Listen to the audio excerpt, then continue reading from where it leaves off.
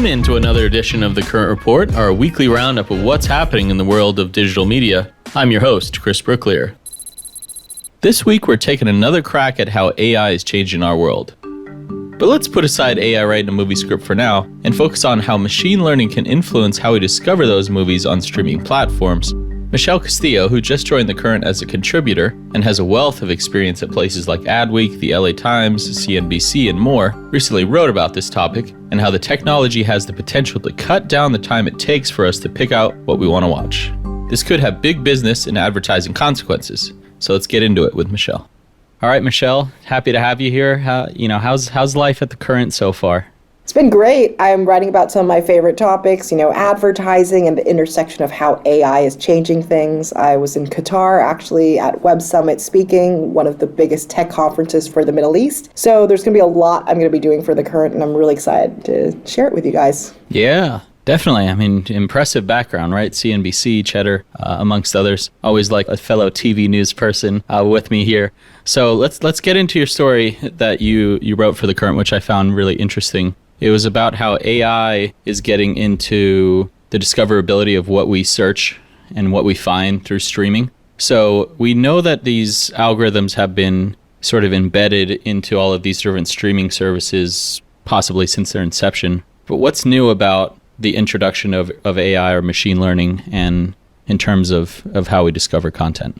Well, I'm going to take it back a little bit to probably one of Netflix's first original series, which was House of Cards. And that was a huge success for them. It was their first foray into original content. But what they really touted was the fact that they used a lot of algorithms and data to really develop that show.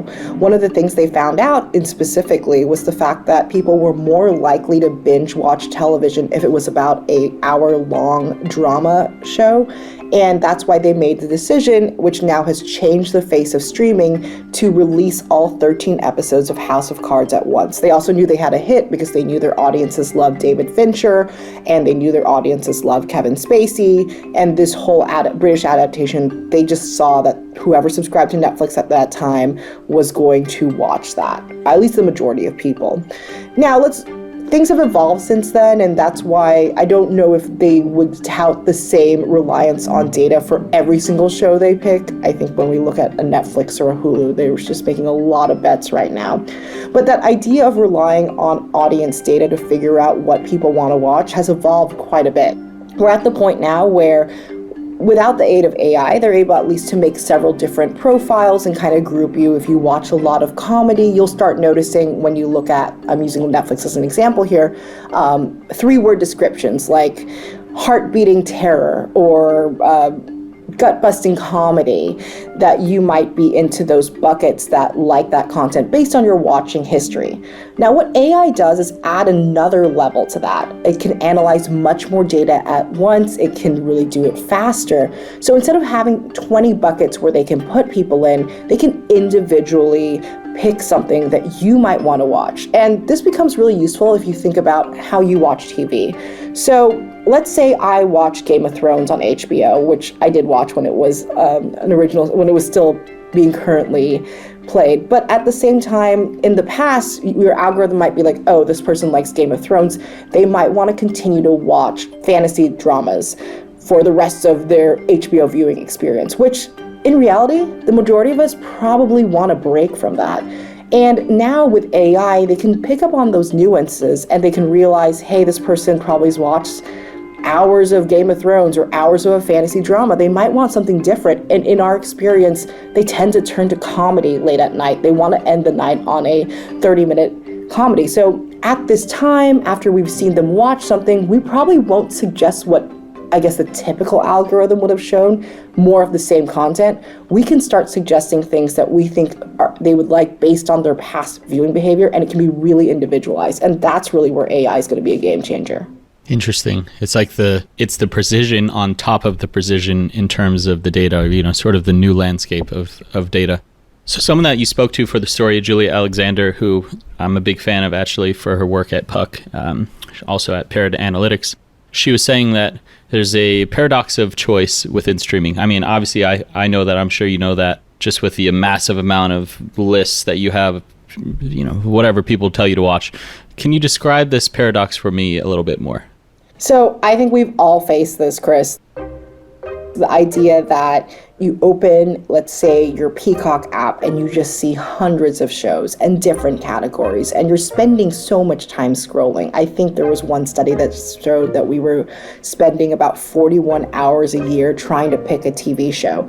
Eventually, with all those choices and really not finding something that caters to exactly what we want to watch at this time, we might decide to switch to a different app, or maybe even not watch TV altogether, or maybe do something else. And that's exactly what the streamers don't want you to do. They want you to stay on that platform, but they also realize that if you're just endlessly scrolling, looking for content, if there's just too many choices out there, then you're probably at some certain point going to turn off everything and just say, screw it, I'm just gonna do something else, or go to a competitor. So the idea is they want you on their engaged, but true engagement. They want you watching a show. They want you seeing the advertising. They don't want you mindlessly scrolling, because eventually you're just going to get bored and choose something else. So that's really what we're facing a lot of. I think a lot of people like you and me probably realize how much time we spend trying to pick something to watch. And with AI, it can potentially really narrow that time down, so we spend more time actually watching content rather than picking what to watch. Interesting. Yeah. I think you could make a pretty fair case that all of our attention spans have gone down in the last, decade or so. But if we get at the core of this, like, how does this fit into advertising and all of these networks trying to increase the revenue that they get? Well, advertisers want to pay to advertise to an engaged audience. And by engagement, they don't really care about how much time you're spending on the platform. They want to make sure that you're spending your time viewing their ads. So ideally, it's a win-win for everyone if you can find shows that you actually want to watch, that actually cater to what you want to watch. On the flip side, this also opens up the door for brands to find the right shows to get in front of you. So we didn't really talk about this yet, but AI can also identify opportunities for you, for a brand to advertise it. And I'm talking about product placement. So they can identify key moments where they know that people are going to be engaged based on viewing behavior. That's where the product placement should be. They can also find key moments where there's key characters. Let's say you're watching Hell's Kitchen and you want to make sure that Gordon Ramsay's in the scene, because that's probably when most people are going to pay attention. AI can identify those scenes faster than ever before, rather than having a human editor really pick and choose each scene that might make sense to put a product in. That makes sense. Another part of it that I find is really interesting, as you're describing how AI is immersing itself into and figuring out the mood that you might be in while you're watching that specific scene, right? And I know Disney released a product like this. It was called the Magic Words app, right? Product, I should say, which is trying to get at what your emotion might be within a specific show or a specific scene of a show. And to me, that just seems like such a leap from, hey, we might think you might buy this, to you could be feeling this type of way, and this specific product could be better suited for you at this moment, right? I definitely agree. And I think if you think about advertising, a lot of it right now, even if we're moving outside the world of streaming, is just based on the fact that of past behavior that is kind of randomized. So I know I get annoyed when I literally buy these pair of Nikes, and then all of a sudden for the next week, the only ad I'm seeing is Nike shoes that are very similar to the one I already bought. Like, what is the chance that I'm going to buy that same pair of shoes again? Now with AI, it can move on to the next level. They know, hey, she likes Nikes, she bought these shoes. I probably shouldn't advertise the same thing to her again, but she's in the mood for sportswear, or she's in the mood for something to complement this outfit. So, or do these new shoes. So let me serve things to her that might not exactly be the product that she bought in the past, but might complement it. Sounds good.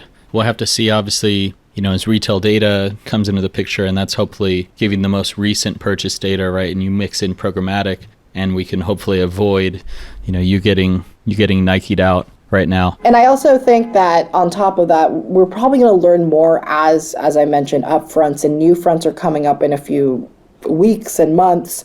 And with Cannes coming up, we're probably going to see more about the evolution of AI in advertising, especially in the media space. So I definitely keep an eye on this genre. Definitely. I mean, it's interesting to see what the practical uses for AI are rather than something fantastical like it writing a script or something like that. But for this topic, or for the future of AI within, discoverability and everything like that in streaming, do you have any sense of what could be next based off of the people that you talked with? I think they're thinking that this data, really, these hyper-targeting methods that don't seem as intrusive, but they're more intuitive, is probably the way we're going to go.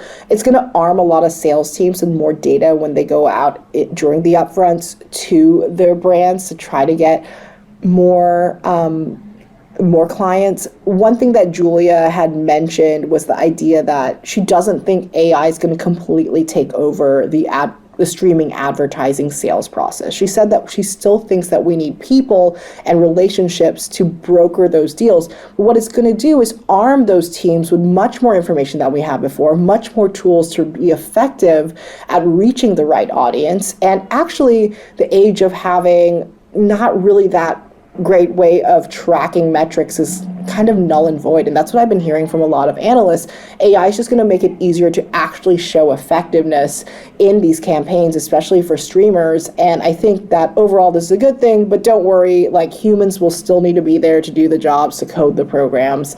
And I don't think it's replacing creativity anytime soon either. Hopefully not.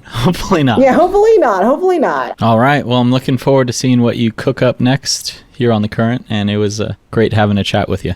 Sounds good. Thanks so much for having me. Happy to come on anytime. Next, we're capping off this episode with one last thing.